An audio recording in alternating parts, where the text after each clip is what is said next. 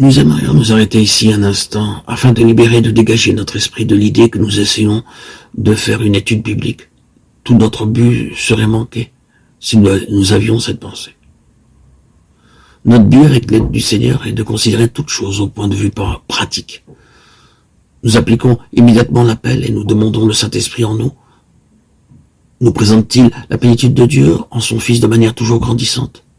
Est-ce là la nature de notre vie spirituelle? S'il n'en est pas ainsi, eh bien, il nous faut avoir un exercice définitif en la présence du Seigneur à cet égard. Car il y a quelque chose qui n'est pas en règle. C'est ce que signifie l'onction. Le Seigneur Jésus dit à Nathanaël désormais, certaines versions disent ensuite, et je pense que beaucoup ont compris par erreur que ça signifiait dans la vie à venir. Vous verrez le ciel ouvert et les anges de Dieu montant et descendant sur le Fils de l'homme. Jean 1, 51. Désormais était naturellement le désormais immédiat, les jours du Saint-Esprit qui devaient bientôt arriver, avec un ciel ouvert. Nous voyons la pensée, l'intention de Dieu pour son Fils. Ce ciel ouvert, ce fut l'onction pour le Seigneur Jésus. L'Esprit descendit sur lui et le mit en lumière. C'était l'onction sur lui. Il en est de même pour nous. Le ciel ouvert, c'est à partir du jour de la Pentecôte, l'onction de l'Esprit sur Christ en nous. Ce ciel ouvert signifie une révélation toujours grandissante de Christ. Permettez-moi de m'arrêter sur ce point.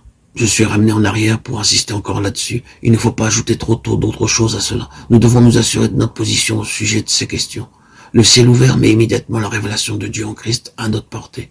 Il nous permet d'y entrer, de sorte que nous ne dépendions pas avant tout des bibliothèques, des livres, des sermons, ni d'aucune autre chose. La révélation est là, pour nous. Pour autant que le Seigneur juge bon d'employer ces autres moyens pour notre aide et notre enrichissement, nous avons cependant notre propre ciel ouvert, notre entrée libre et claire, sans aucune voûte fermée au-dessus de notre tête. Le Seigneur Jésus devient de plus en plus merveilleux dans notre propre cœur. Car Dieu qui a dit que la lumière brille du sein des ténèbres a fait aussi briller la lumière dans nos cœurs, pour que la connaissance de la gloire de Dieu resplendisse en la personne de Jésus-Christ. 2 Corinthiens 4, 6. Cela étant vrai, et s'il n'en était pas ainsi, peut-être devrions-nous simplement nous arrêter ici pour nous mettre en règle avec le Seigneur. Cela étant donc vrai, le Saint-Esprit se mettra à l'œuvre sur cette base, comme nous l'avons dit, pour nous apprendre 2 ou 3 choses bien réelles. La première de ces choses sera la nature autre de Christ. Oh, combien il est différent de nous-mêmes. Si nous considérons les disciples qui entrèrent dans son école, ce n'était pas l'école du Saint-Esprit dans le même sens que la nôtre, mais le résultat de leur association avec le Seigneur Jésus durant ces 3 ans et demi fut exactement la toute première chose qu'ils apprirent. Ce fut combien ils étaient différents d'eux-mêmes. Ils devaient l'apprendre. Nous ne pensons pas qu'ils en étaient frappés au premier abord. Ce sera à mesure qu'ils avanceront, qu'ils auront conscience d'être en contradiction avec ses pensées, son esprit, ses voix. Ils veulent l'engager à prendre certaines directions, à faire certaines choses, à se rendre dans certains endroits. Ils cherchent à l'influencer par leur propre jugement, leurs propres sentiments et leurs propres idées. Mais il ne veut rien de cela. Aux noces de Cana en Galilée, sa propre mère, qui avait une certaine idée, lui dit « Ils n'ont pas de vin ». Et lui de répondre « Femme, qu'y a-t-il entre moi et toi? Mon heure n'est pas encore venue. » Qu'y a-t-il entre moi et toi? C'est une faible traduction. Il vaudrait mieux... Femme, toi et moi, nous pensons dans 2 domaines différents. Nous n'avons pour le moment rien en commun. Et c'est ainsi que, dans toute leur vie, ils cherchent à lui imposer leur point de vue à l'égard de toute chose. Mais non, ils les refoulent toujours, en leur montrant combien sont autres ses pensées, ses voix, ses idées, ses jugements. Il me semble qu'ils en furent désespérés pour finir. Il aurait pu, lui, désespérer d'eux, s'il n'avait pas su que c'était précisément la place où il voulait les amener. Si nous pouvons saisir cela, nous serons aidés dans nos mauvais mouvements. Seigneur, pourquoi suis-je donc toujours attrapé, toujours pris en faute?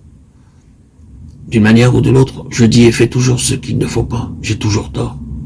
Je n'ai jamais l'air d'être dans la même ligne que toi. Je désespère de pouvoir jamais arriver à rien. Et le Seigneur répond, je t'enseigne. C'est tout. Délibérément, tout à fait délibérément. C'est exactement ce que je cherche à te faire voir. Avant que tu aies appris cette leçon, nous n'arriverons jamais à rien. C'est lorsque tu auras appris cette leçon à fond que nous pourrons commencer une œuvre constructive. Mais il est nécessaire pour toi d'arriver maintenant à la place où tu reconnaîtras que je suis absolument autre que toi. Et il y a entre nous une telle différence que nous nous mouvons dans deux mondes entièrement opposés.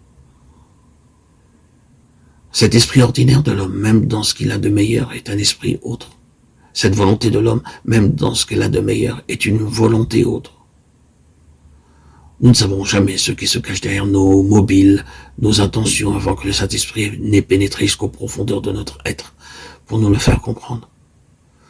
Nous pouvons exprimer nos sentiments et nos désirs par les termes les plus pieux. Nous pouvons, comme Pierre, réagir en présence d'une suggestion divine. Si je ne te lave pas, tu n'auras point de part avec moi, et dire non seulement les pieds, mais aussi les mains et la tête. Mais ce ne sera toujours que notre moi qui reparaît encore. Ma bénédiction. Je désire la bénédiction et manque ainsi toute la leçon que le maître cherche à m'enseigner. J'essaie de vous enseigner le dépouillement de soi, aurait-il pu dire. Mais vous saisirez de chacune de mes suggestions pour satisfaire votre moi, pour acquérir alors que moi, je m'efforce de vous dire, donner, abandonner.